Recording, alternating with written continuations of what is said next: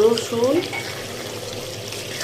জলপাই, আমার রসুন দিয়েছি, জলপাই, তেল, লবণ, পাঁচফোড়ন, শুকনা মরিচ, এই দিয়ে এই আচারটা করতেছি। এই আচারটা মূলত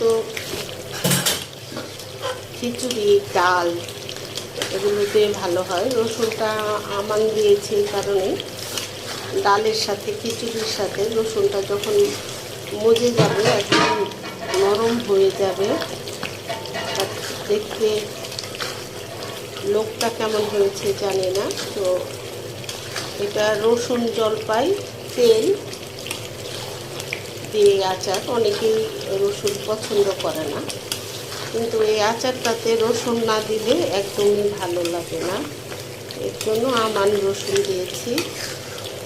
এটা আরেকটু আঠা হবে, তখন নামিয়ে নিব।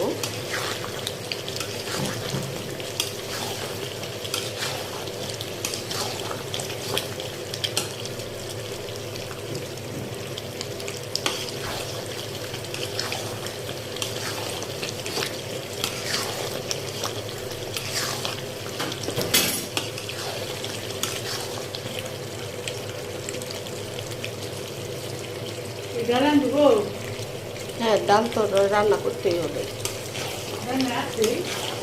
ওইটা তোমার পাটিতে ঢাইলে রেখে অল্প ডাল দিয়ে আবার ডাল দাও, দিয়ে